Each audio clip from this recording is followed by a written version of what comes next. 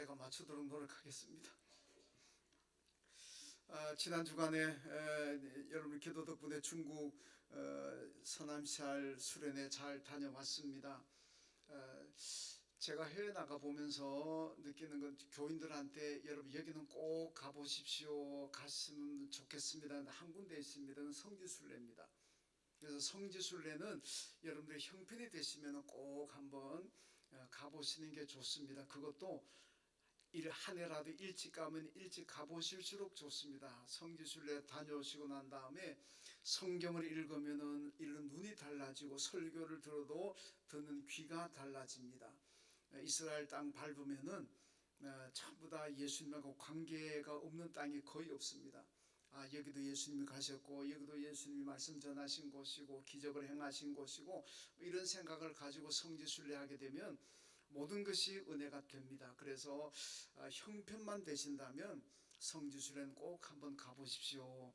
제가 그렇게 권면하고 추천한 데가 성지순례고, 그 외에는 제가 여러분들에게 어디를 참 좋습니다, 한번 가보십시오, 그렇게 권한 적도 없고 그렇게 추천하고 싶은 곳도 사실 없습니다. 근데 제가 이번에 그 백두산 가고 연길 그쪽으로 가보면서 하면서 제가 느낀 건 우리 교인들도 같이 한번 여기 와서 참 좋겠다, 그런 생각을 제가 좀 많이 가지고 왔습니다. 왜냐하면은 이 백두산 그 압록강에 보트 타고 북한 땅을 한 30m 앞까지 접근을 해봤습니다. 그래서 거기 참 어렵게 일하는 그 북한 주민들도 하여튼 곁에서 지켜보았고, 연길에 와가지고는 거기 윤동주 선생 생가를 갔습니다. 생가를 가봤더니 저기 사진 나와 있네요. 근데 그 윤동주 선생 그 생가 가족들이 그 안에 보니까 교회당 예배당을 세웠더라고요. 지금은 적은데 이제 오래돼 가지고 붕괴 위험이 있어 가지고 접근을 못하도록 이렇게 해놨고, 하여튼 그 중국 그곳에서 신앙을 지키기 위해서 기독교 학교도 세우고 아이들에도 신앙 교육을 많이 시켰던 그 윤동 선생 일가의 그 기록을 보면서 제가 참 많은 감동도 받았고 은혜도 받았습니다. 근데 윤동 선생은 그 일본에 독립운동하다가 일본에 잡혀서 일본 감옥에서 옥사했죠. 그래서 기록을 보니까 이 바닷물을 가지고 그 생체 실험의 대상이 되어 가지고 바닷물을 주입하는 아마 그런 실험의 대상이 되었다가 옥사한 걸로 그렇게 하여튼 나와 있습니다. 그러면서도 하여튼 시들이 참 그 안에 시비가 참 많아요. 보니까 신앙을 바탕으로 하는 시들이 참 많았는데, 그 중에 하나 참 제가 감동받은 시가 이 편지라는 시비가 저기 이제 나오는데, 이렇게 되어 있습니다. 누나, 이 겨울에도 눈이 가득히 왔습니다. 흰 봉투에 눈을 한 줌 넣고 글씨도 쓰지 말고 우표도 붙이지 말고 말쑥하게 그대로 편지를 붙일까요? 누나 가신 나라에 눈이 아니 온다기에. 1936년 12월 이렇게 되어 있습니다.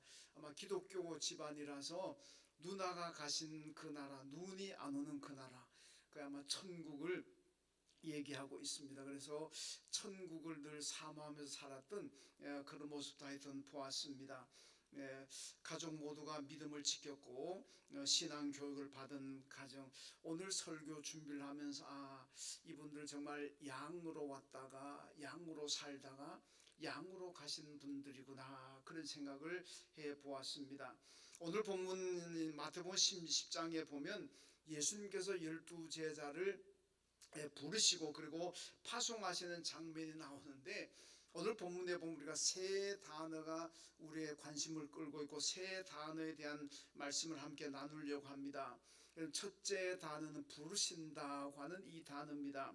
오늘 1절에 보니까 예수께서 12제자를 부르시고 이렇게 말씀합니다. 여러분, 예수님이 제자를 부르실 때 누구 추천을 받으신 것도 아니고 면접을 보시고 난 다음에 당신 내가 제자로 택해 이런 것도 아니고 그냥 부르셨습니다. 여러분, 우리가 다 예수를 믿고 구원받았고 하나님의 자녀가 되었는데, 여러분이 교회 오실 때 예수 믿을 때에 누구 추첨장 가지고 와서 예수 믿으셨습니까? 아니면은 뭐 면접을 보고 면접에 합격해 가지고 예수 믿으셨습니까? 그거 아니잖아요. 그냥 하나님께서 많은 사람들 가운데 그냥 부르셨습니다. 그냥 아무 조건 뭐 따지도 하고 묻지도 않으시고 그냥 저와 여러분을 하나님의 자녀로 부르신 줄로 믿습니다.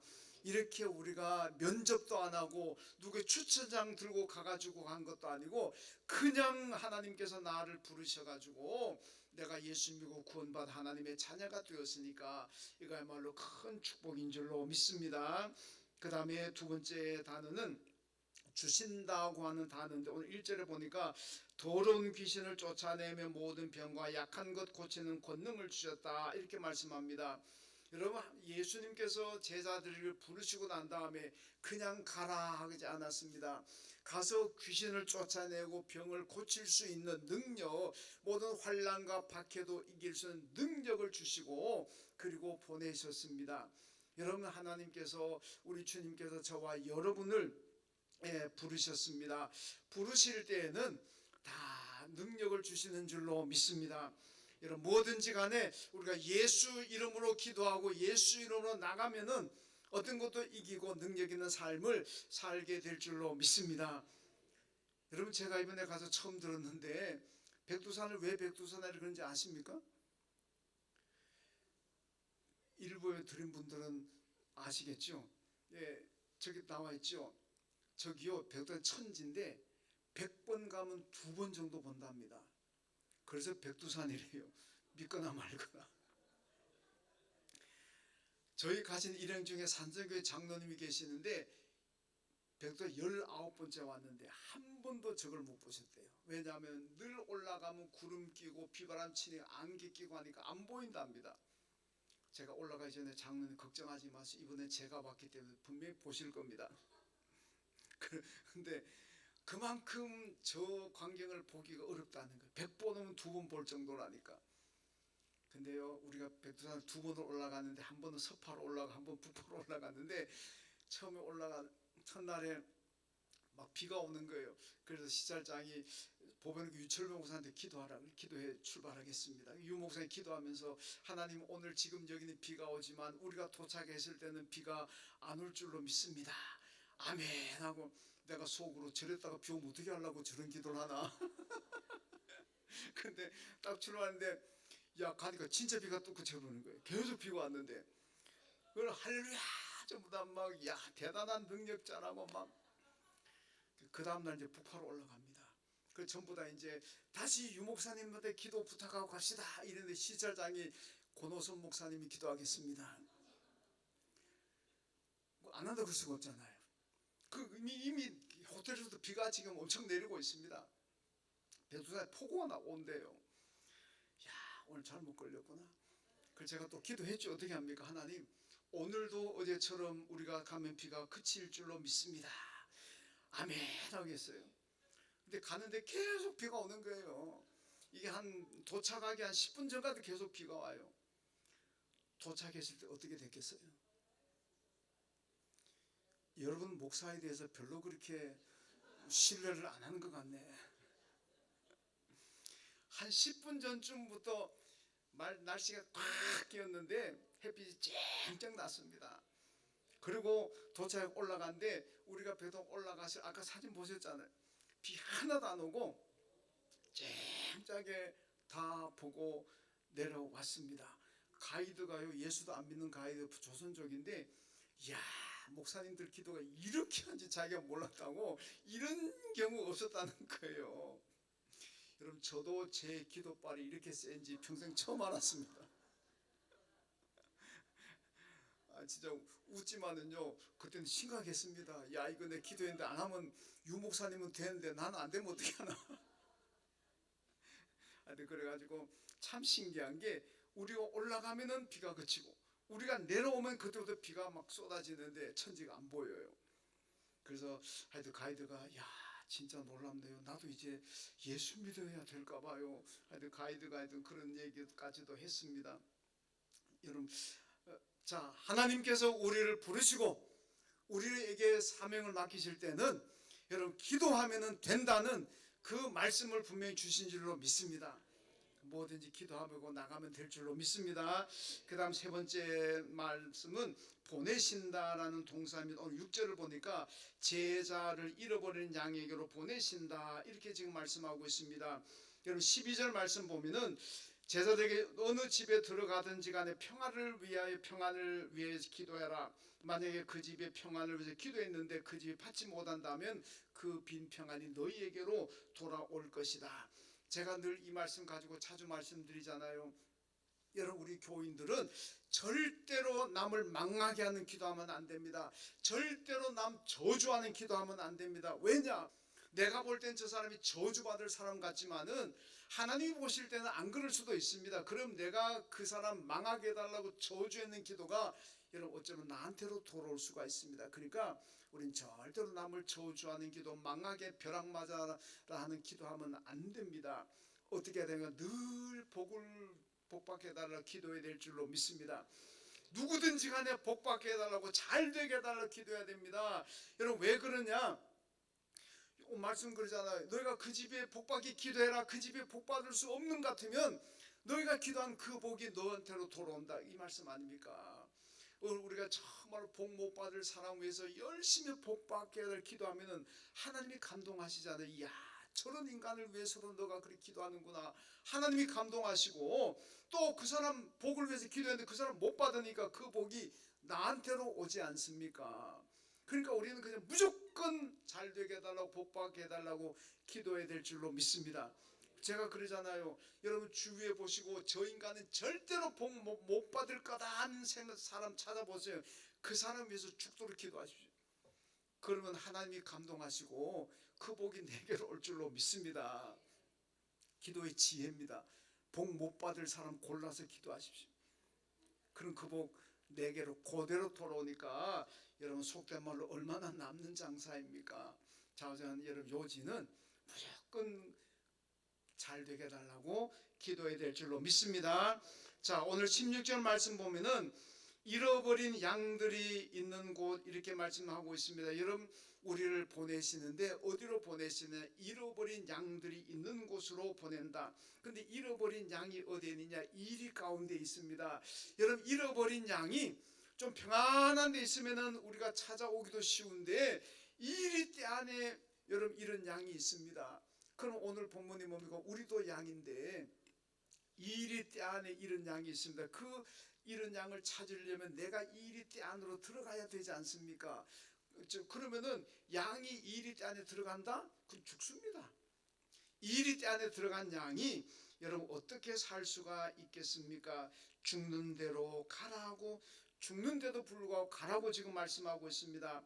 여러분 우리를 이리 때 가운데로 보내시려면 양으로 보내시는 것이 아니라 사자나 호랑이로 좀 둔갑스럽게 가지고 우리를 이리 때 가운데로 보내면 얼마나 편하겠습니까? 이리 때가 아무리 많아도 사자고 호랑이고 오면 다 도망가 버리잖아요.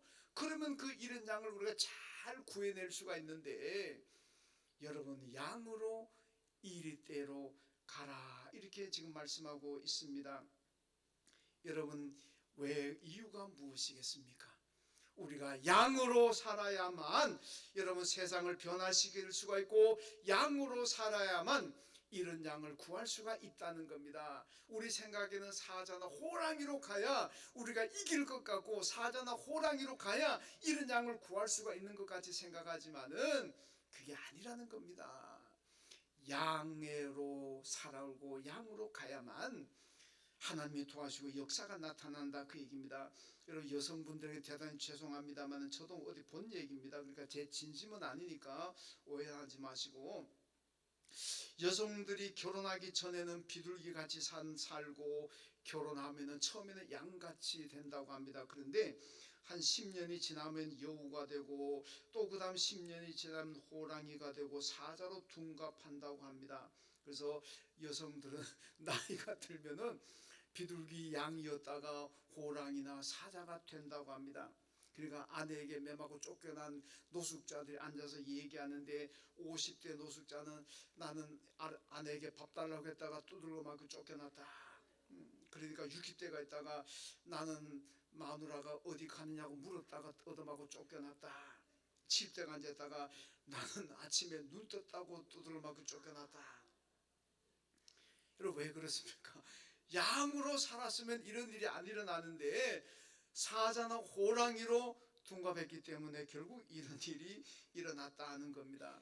여러분 우리는 양으로 살아야 되는데 호랑이나 사자로 둔갑하게 되면은 사람들이 다칩니다. 거기에 갈등이 일어나고 다툼이 상처가 생긴다는 말씀입니다.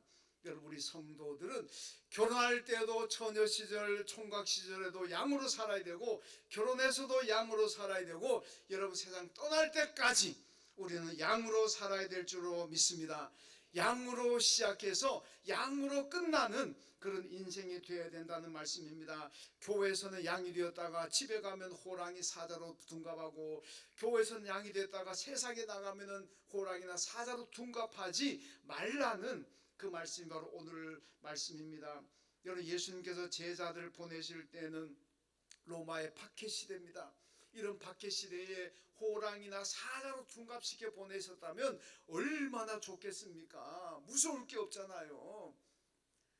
그런데도 예수님은 양으로 살라고 말씀합니다. 양은 공격할 수 있는 것도 없고 방할 수 있는 무기도 없습니다. 뭐 뿔이 그냥 쭉 뻗어가지고 뿔 가지고 공격할 수 있는 것도 아니고 날카로운 발톱이 있는 것도 아니고 아니면 도망갈 수 있는 빨리 도망갈 수 있는 속도가 빠른 것도 아니고 여러분 방어 무기도 없고 공격할 무기도 없는 것이 양입니다. 여러분 그런데도 예수님은 우리에게 절대로 너희들은 양으로 가라. 사자나 호랑이로 둔갑하지 말고 언제나 양으로 살다가 양으로 끝나라. 그렇게 말씀하고 있습니다. 여러분 왜 그렇겠습니까? 이걸 잘 알아야 됩니다. 첫째는 여러분 양은 언제나 목자를 바라봅니다. 여러분 우리의 목자가 성경이 우리 보고 저와 여러분을 양이라 그러고 예수님을 목자 그 중에서도 선한 목자라고 말씀하고 있습니다. 그러니까 양인 우리는 언제나 목자이신 예수 그리스도만을 바라보아야 될 줄로 믿습니다. 여러분 예수를 바라볼 때 거기에 여러분 안전하고 생명이 있다는 겁니다. 여러분 양은 목자가 없으면 살 수가 없습니다. 목자가 없으면은 여러분 하루도 못 사는 것이 양입니다. 그래서 양에게는 목자가 꼭 필요합니다. 어떤 동물도 목자 없이 살아갈 수가 있지만은 양은 목자 없으면 못 삽니다. 그대로 성경이 예수님께서 오늘 우리를 보고 양이라 그럽니다. 마찬가지로 우리도 예수 없이도 살아가는 것 같고 예수 없이도 성공하는 것 같지만은 그 마지막은 다 멸망이잖아요. 아무것도 아닙니다. 그러나 목자이신 우리 내가 양인 줄 알고 목자이신 예수를 바라보고 살면은 거기에 구원이고 거기에 천국이고 거기에 영생이 있는 줄로 믿습니다.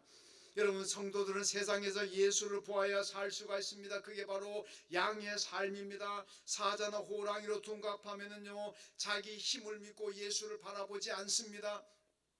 왜 우리 보고 양이로 살라 그럽니까? 내가 사자가 되고 호랑이가 되면 예수 안 바라봅니다. 내가 힘 있는데 뭐한데 예수 바라봅니까? 내가 가진 것 많은데 뭐한데 예수 바라봅니까? 그러니까 예수 안 바라보고 호랑이 사자로 살다가 마지막에 그냥 멸망으로 가는 겁니다.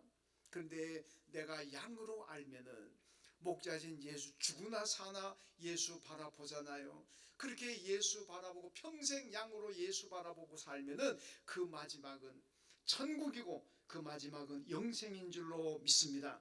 빌립보서 3장에 보면 바울이요 나는 표대인 예수 그리스도만을 바라보고 달려간다. 옛날 성경에는 나는 예수 그리스도만 바라보고 쫓아간다 이렇게 말씀하잖아요. 왜? 바울도 여러분 예수 믿기 전에는 그가 양이 아니었습니다. 얼마나 권세가 있고 얼마나 지식이 있고 가문의 배경이 든든하고 사자나 호랑이처럼 살았습니다. 그런데 예수 믿고 난 다음에 자기가 양이란 것을 알고 보니까 이제 모든 소망을 예수에게 두고 예수만 바라보고 살아가는 거예요. 그래서 나는 예수만 바라보고 달려간다 그렇게 고백했는데 고린도후서 12장 10절에 보니까 내가 약할 때 곧 강함이라 이렇게 바울이 고백하고 있습니다. 여러분 약하면 약한 거지 약한 것이 왜 강해집니까? 여러분 사람에는요 사람은 약할 때 내가 약하다는 걸 알게 되면, 내가 부족하다는 걸 알게 되면 예수를 바라보게 될 줄로 믿습니다. 예수 바라보니까 내게 강하게 되고 내가 능력 있게 되는 겁니다. 내가 약한 걸 모르고 나는 사자나 호랑이처럼 생각하는 사람은요, 예수 안 바라봅니다. 기도하지 않습니다. 그게 약한 거예요. 그러나 내가 양인 줄 알고 예수만 바라보면, 그때가 기도하게 되면 그때가 곧 하나님께서 도우시고 응답하시기 때문에 그때가 바로 강한 줄로 믿습니다. 우리는 그래서 평생 예수만 바라보고 살아야 됩니다. 여러분, 사람은요, 어릴 때는 부모를, 엄마 아빠를 바라보지만은 나이가 들어가서도 엄마 아빠 바라봅니까? 안 그러잖아요. 그래서 예수님이 마가복음 18장 3절에 보면 너희가 돌이켜 어린 아이들과 같이 되지 아니하면 결단코 천국에 들어가지 못할 것이라, 이렇게 말씀하셨습니다. 여러분, 평생 어린아이 같은 심정으로 살라는 겁니다. 왜? 어린아이는 엄마 아빠를 늘 바라보잖아요. 우리가 신앙적으로, 영적으로 천국에 들어갈 수 있는 어린아이가 된다면 평생 예수 바라본다는 겁니다. 평생 하나님 바라보고 천국 바라보고 사는 거예요. 그게 곧 생명의 길 아니겠습니까? 그래서 어린아이와 같이 되라. 어린아이, 돌이켜 어린아이 같이 되지 아니하면 너희가 결단코 천국에 들어가지 못한다. 왜 그렇겠습니까? 어린아이가 엄마 아빠 바라보듯이 우리도 예수 바라봐야 된다는 겁니다. 그래야 천국에 들어갈 줄로 믿습니다.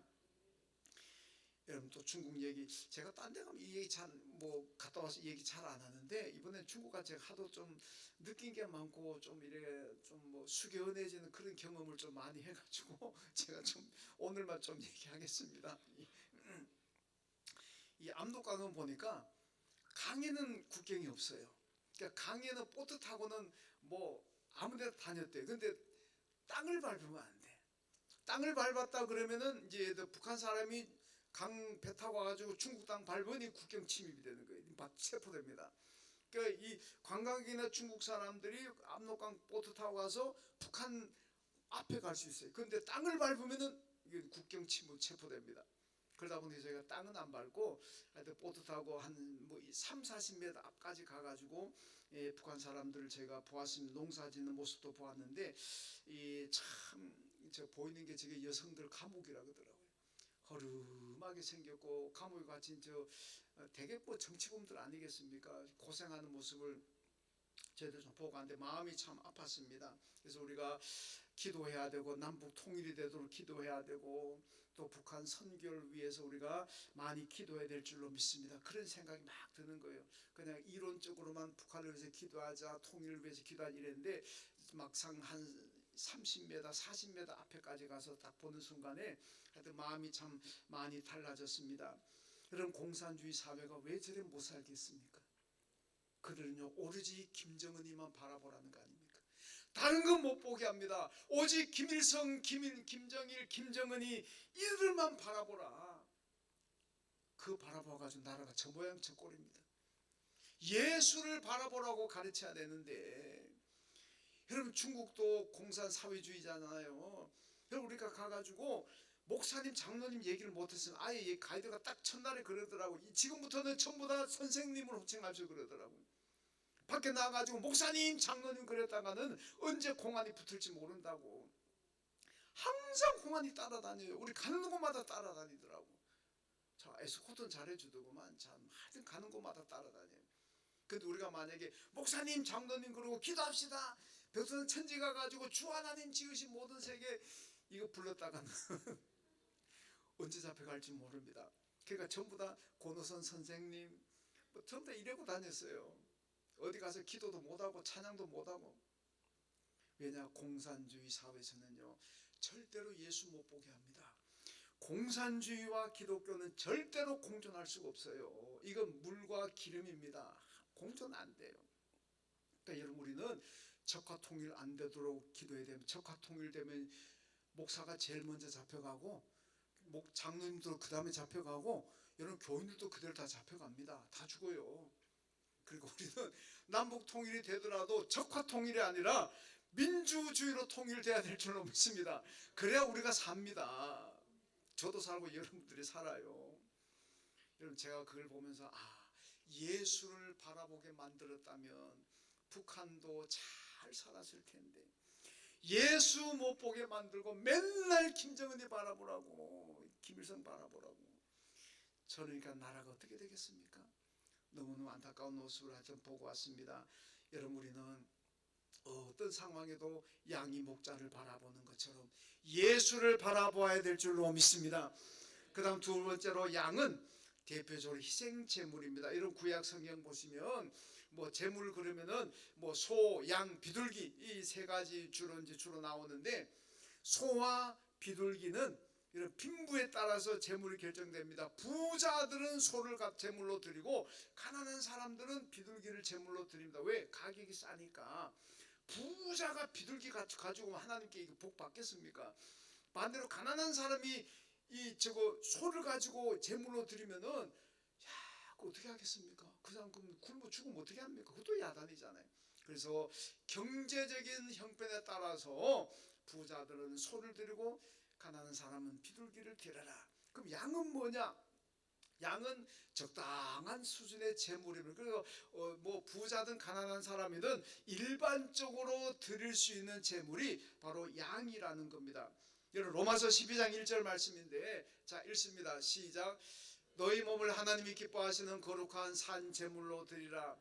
이는 너희가 드릴 영적 예배니라. 아멘. 여러분, 우리 성도들은 양처럼 제물, 거룩한 산 제물이 되어야 된다는 말씀입니다. 디모데후서 4장 6절에 보니까 바울이 이런 고백합니다. 전제와 같이 내가 벌써 부어지고 나의 떠날 시각이 가까웠도다. 이렇게 말씀합니다.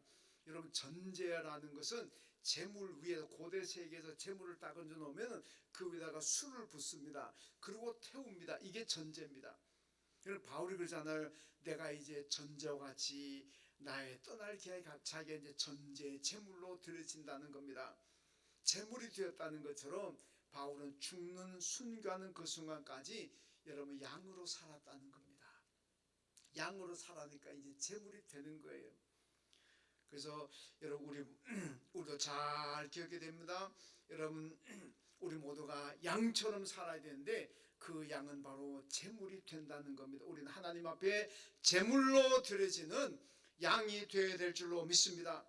여러분, 초대교회를 보면 로마의 박해에도 불구하고 여러분, 초대교회 우리 신앙의 선조들 여러분 사자나 호랑이로 둔갑하지 않았습니다.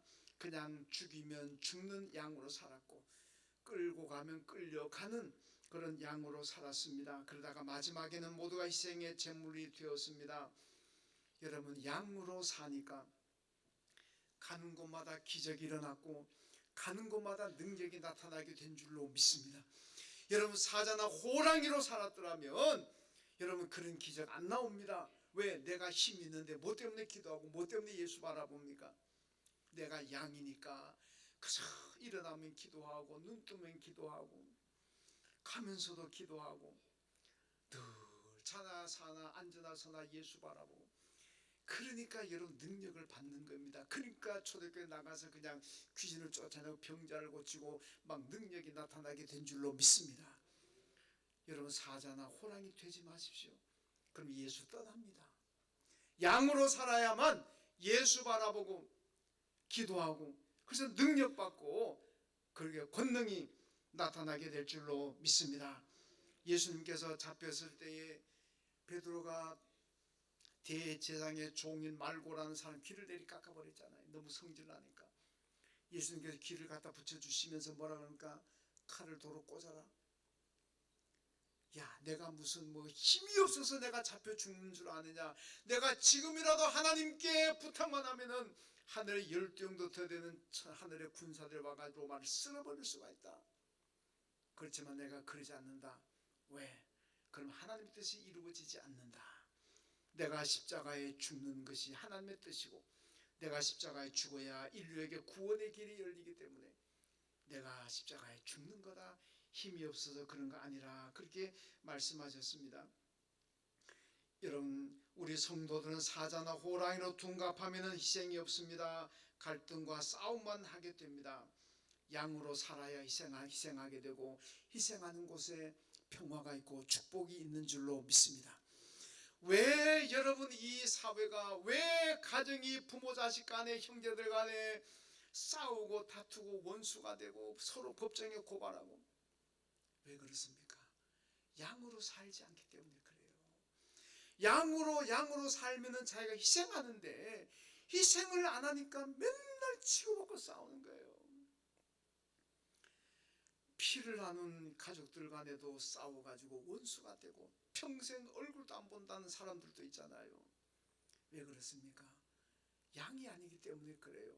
서로 사자나 호랑이가 돼가지고 내가 힘이 있는데 나는 조금도 요만큼도 양보 못하고 요만큼도 나는 손해 못 봐. 그러니까 맨날 다투고 맨날 싸우고 원수 되는 거 아닙니까?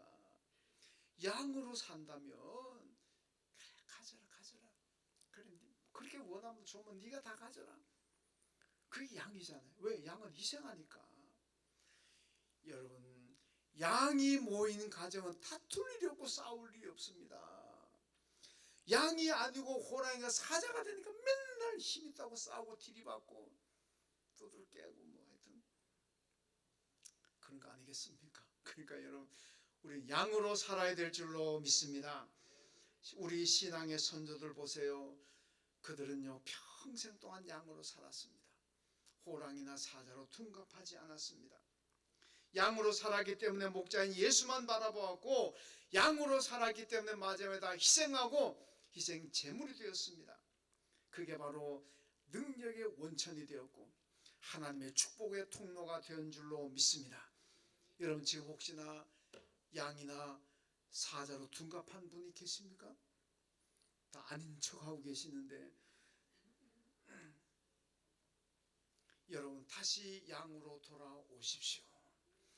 양이 모이는 교회는 언제나 평안합니다. 언제나 화목합니다. 그런데 사자나 호랑이가 있는 교회는 다투고 싸웁니다. 우리 교회는 지금까지 양으로 오셔가지고 다툼도 없고 싸움도 없었습니다. 앞으로대로 양이 되어야 될 줄로 믿습니다. 그래야 예수님만 바라보게 되고 양으로 살아야만 여러분 우리가 희생하며 살 수 있고, 그래서 평화가 있고 축복이 있는 겁니다. 오늘 예수님께서 너희는 양이다, 양으로 살아라 이렇게 말씀하고 있습니다. 왜냐? 양으로 사람 다 죽는 것 같지만, 망하는 것 같지만 아닙니다. 양으로 살아야만 예수 바라보게 되고, 양으로 살아야만 내가 힘이 없다는 걸 알고 기도합니다. 그럴 때 내게 능력이 있고, 그럴 때 내게 기적이 있고 축복이 있을 줄로 믿습니다. 여러분 모두가 사자나 호랑이나 되신 분들 빨리 양으로 돌아오셔서 양으로 사시고 양이 받는 축복을 받아 누리시길 주님의 이름으로 축원합니다. 하나님 아버지 감사합니다. 우리 모두가 양이 되어서 목자이신 예수만을 바라보고 살게 하시고, 우리 모두가 양이 되어서 희생 제물이 되므로 교회가, 가정과 내가 살아가는 인생이 언제나 화목하고 평화할 수 있도록 축복하여 주옵소서. 예수님의 이름으로 기도하옵나이다. 아멘.